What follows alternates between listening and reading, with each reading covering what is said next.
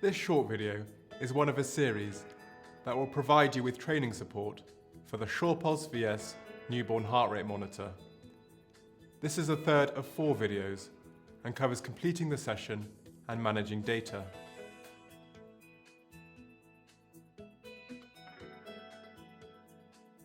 To end the session, press the Stop button.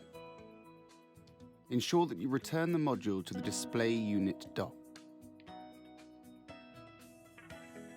You can leave the cap on the baby and remove the sensor without disturbing the breathing apparatus.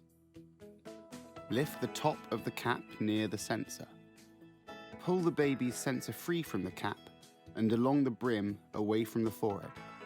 You may cut the sensor cable either near the baby's forehead or near the cradle and pull it free.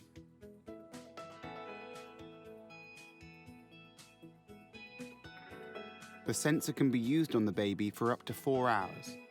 Once the sensor has been removed, the cap can be kept on the baby for up to 30 days. Don't throw away the module. Ensure that it is returned to the display unit dock for recharging. Dispose of the cap, sensor, and cradle according to local waste disposal procedures. Hold the on/off button for 2 seconds to turn off the display. Clean the display unit and modules as shown using a 70% IPA disinfectant wipe. Ensure all parts of the system are wiped clean.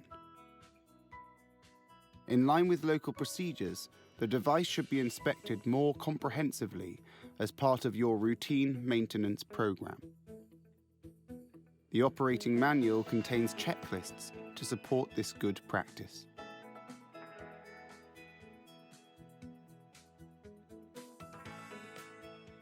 You can download the recorded session data to a USB data stick. Plug in the data stick. Open the recording menu using the touchscreen and select the recording or recordings that you wish to download. To run a report, open the application on the data stick.